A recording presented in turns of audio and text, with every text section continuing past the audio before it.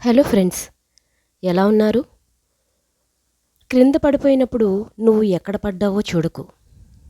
ఎక్కడి నుంచి పడిపోయావో చూడు. ఎందుకంటే నువ్వు పడిపోయిన ప్రాంతం నుంచే మళ్ళీ వేరే దారిలో పైన మొదలుపెట్టాలి. జీవితం అంటే సరిదిద్దుకోవడం, తప్పులని పదే పదే తలుచుకోవడం కాదు. నిన్ను ఎవరైనా ఓడిపోయావు అని అన్నారంటే, నేను జీవితంలో చాలా సందర్భాలలో ఓడిపోయా అనే మాటను ఇలా చెప్పండి.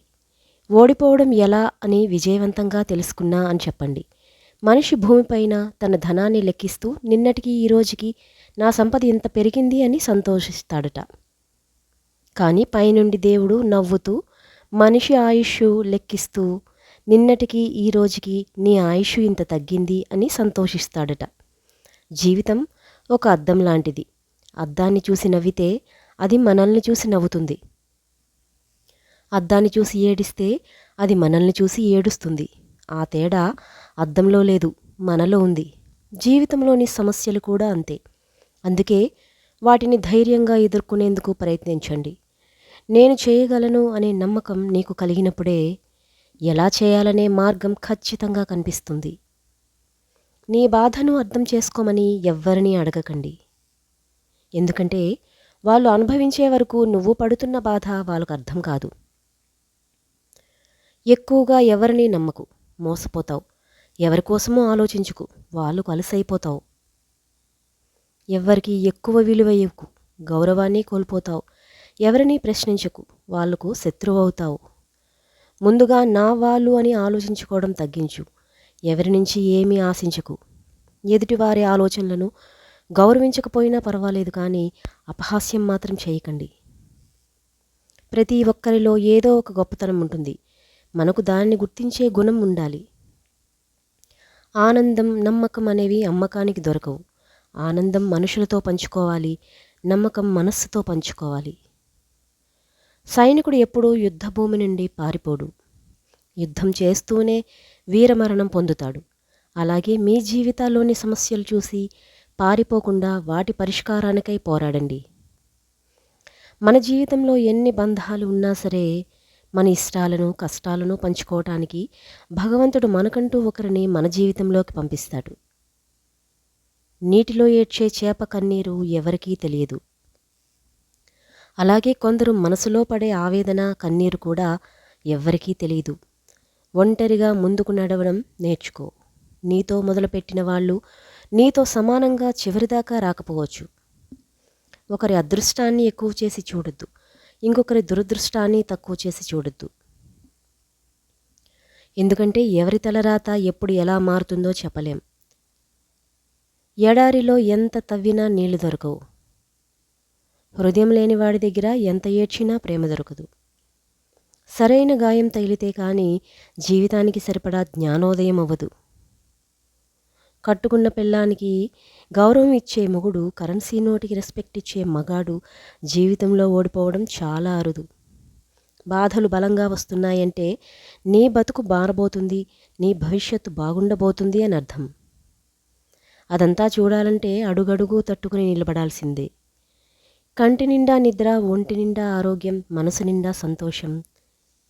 ఈ మూడు ఉన్నవాడే అదృష్టవంతుడు, అసలైన సంపన్నుడు. పసి వయసులో మాట్లాడడం నేర్చుకుంటాం, కానీ ఎన్ని పదుల వయస్సు దాటినా ఇంకా ఎవరితో ఎలా మాట్లాడాలో తెలుసుకోలేకపోతున్నాం. నువ్వు చనిపోతే గొయ్యి తవ్వి పూడ్చేవాళ్ళు నలుగురు లేకున్నా పర్వాలేదు. పక్కనే ఉంటూ గోతులు తవ్వేవారిని మాత్రం ఈరోజే దూరం పెట్టండి. నువ్వు బాధ్యత తీసుకోకుండా గెలవలేవు, బాధ్యత తీసుకుంటే ఓడిపోవు. మనకు తెలిసిన పని ఉచితంగా చేస్తే ఆ పనికి విలువ పోతుంది. మనకు తెలియని పని నెత్తిన వేసుకుంటే మన విలువ తగ్గిపోతుంది. బతకడం గొప్ప కాదు, గుర్తుపెట్టుకోండి. చచ్చిపోవడం గొప్ప. ఎందుకో తెలుసా? బ్రతకడం ఎలాగైనా బ్రతుకుతారు, చచ్చిపోవడం అంత తేలిక కాదు. మంచాన పడి తన మలమూత్రములను తాను విసర్జించలేకపోతే వాడు రోజు రోజు క్షణం క్షణం చచ్చిపోయినట్లే. కుక్కకు పెట్టినట్టు ఒక సత్తు గిన్నెలో అన్నం తీసుకొచ్చి పెడితే తాను చేసిన పాపాలు జ్ఞాపకం వచ్చి కుమిలిపోతూ ఉంటే నిన్ను రక్షించేవాడు కాదు కదా, కనీసం నీకు ఓదార్చేవాడు కూడా ఎవ్వడూ ఉండడు. అలాంటి చావు కన్నా క్షణంలో చనిపోవడం కోసం ఎంతో పుణ్యం చేసుకుని ఉండాలి. అందుకే బ్రతికినంతకాలం ధర్మాన్ని నమ్ముకుని బ్రతికినవాడు ఎవ్వడి దగ్గర చేయి చాపకుండా బ్రతికి ఎవ్వరితో చేయించుకోకుండా పరమ సంతోషంగా వెళ్ళిపోతాడు. అంతకన్నా ఏం కావాలి ఈ జన్మకి? నీ జీవితంలో దారి ఎలా ఉన్నా దాటగలను అన్న ధైర్యం ఉండాలి. పరిస్థితులు ఎలా ఉన్నా పడిపోవద్దు అన్న పట్టుదల ఉండాలి. ఈరోజు నీది కాకపోయినా రేపు నీదే అన్న నమ్మకం ఉండాలి. నీ నమ్మకం ఎప్పుడూ నిన్ను మోసం చేయదు. ఎందుకంటే నీ నమ్మకమే నీకు కొండంత బలం. నీ బాధను పట్టించుకోవటానికి ఎవరూ ఉండకపోవచ్చు. నీ కన్నీళ్లు తోడటానికి ఎవ్వరూ రాకపోవచ్చు. కానీ నువ్వు చెయ్యని తప్పులను ఎత్తి చూపటానికి మాత్రం చాలామంది కాచుకొని ఉంటారు. బలహీనులు మాత్రమే ప్రతీకారం కోరుతారు. బలవంతులు మాత్రమే మౌనంగా సహిస్తూ ఉంటారు. బుద్ధిమంతులు మాత్రమే జరిగినవి మరిచిపోయి ప్రశాంతంగా జీవిస్తారు. ఎక్కువగా వాగేవాడికి నీ సీక్రెట్ చెప్పకూడదు. ఎక్కువగా వాదించేవాడికి ఆర్గ్యుమెంట్ చేయకూడదు. తెలివైన వాడితో పోటీ పడకూడదు. తెగించిన వాడితో ఎప్పుడూ తలపడకూడదు. ఎదుటివారి ముఖాన్ని చూసి మనస్తత్వాన్ని అంచనా వేయకండి. కొంతమంది మనసులో కటిక విషాన్ని నింపుకొని బయటికి నవ్వుతూ ఉంటారు. మరికొంతమంది గుండెల్లో అగ్నిపర్వతం బద్దలవుతున్నా బయటికి ఏ సమస్య లేనట్టు సాధారణంగానే ఉంటారు. అబద్ధం ఎప్పుడూ తోడు కోరుకుంటుంది. ఎందుకంటే అది సమాజంలోకి ఒంటరిగా వెళ్ళలేదు. కానీ నిజమెప్పుడూ ఒంటరిగానే వెళ్తుంది. ఎందుకంటే దానికి ధైర్యం ఎక్కువ. గలగలా మాట్లాడుతూ ఎక్కువగా అరిచేవారిని నమ్మే ప్రమాదం లేదు. మౌనంగా పైకి ఎప్పుడూ నవ్వుతుండే వారిని జీవితంలో నమ్మొద్దు. మౌనంగా ఉండేవారికి ఉండే అతి తెలివి ప్రపంచంలో ఇంకెవ్వరికీ ఉండదు. ఇంచు దూరంలో ఓడిపోయినా పర్వాలేదు, కానీ ఓడిపోయాను అని ఇంట్లోనే ఉండిపోకు. ఎందుకంటే పోరాడే ఓపిక ఒక్కసారి పోతే పొరపాటును కూడా తిరిగి రాదు. నీ కష్టాన్ని చూసి ఇంకొకరు నవ్వినా పర్వాలేదు, కానీ ఇంకొకరి కష్టాన్ని చూసి నువ్వు మాత్రం నవ్వకు. మాట్లాడటానికి కావలసింది సమయం, పరిస్థితులు కాదు. మాట్లాడాలని మనసుకు అనిపిస్తే చాలు. ఒకరు బాగుపడితే చూడలేనివాడు తాను బాగుపడ్డా సుఖపడలేడు. స్వచ్ఛత లేని స్నేహాలను, విలువ ఇవ్వని బంధాలకు, బాధ్యత లేని అనుబంధాలకు మౌనంగా దూరమవ్వడమే మంచిది. బ్రతుకంటే భయం లేకపోయినా పర్వాలేదు, కానీ బాధ్యత మాత్రం ఖచ్చితంగా ఉండాలి.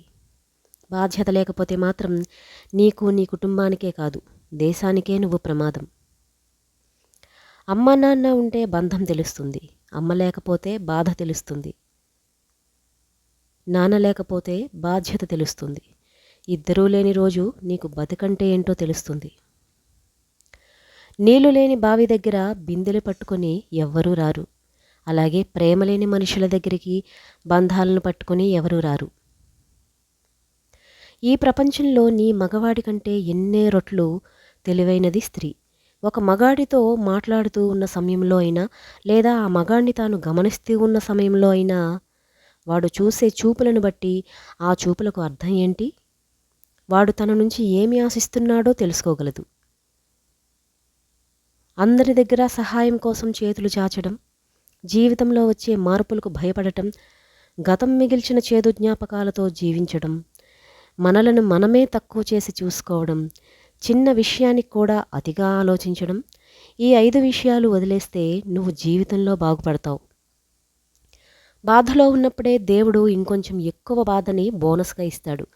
దాని పేరే చుట్టాలు, వాళ్ళ మాటలు. డబ్బు నీ దగ్గరికి వచ్చినప్పుడు దాంతోపాటు ఆనందాన్ని, స్నేహితులని, బంధువులని, అందరినీ కూడా తీసుకుని వస్తుంది. కానీ అది పోవడం మొదలుపెట్టిందంటే అందరినీ కూడా తీసుకుపోతుంది. నడి రోడ్డు మీద ఒంటరిగా నిన్ను నిలబెడుతుంది. అందుకే డబ్బుని ఎప్పుడూ నమ్మకు, నిన్ను నువ్వు నమ్ముకో. మౌనం ఎప్పుడూ అర్థం లేనిది కాదు, చేతకానిది అంతకన్నా కాదు. కొన్ని వేల ప్రశ్నలకు సమాధానం, కొన్ని వందల సమస్యలకు పరిష్కారం ఆ మౌనంలో దాగి ఉంటుంది. మన కన్నీటిని మనమే మన చేత్తో తుడుచుకోవడం మేలు. ఇతరుల ఓదార్పు కోసం ఆశపడితే దానికి కూడా కలిపి ఇంకా ఎక్కువగా ఏడవాల్సి వస్తుంది. ఏదైనా సరే మనది కాదు అని తెలిసాక ఎంత దూరంగా ఉంటే అంత మంచిది. అది వెలకట్టలేని బంధమైనా, విలువైన వస్తువైనా, చివరికి నువ్వు ప్రేమించిన అమ్మాయి అయినా సరే.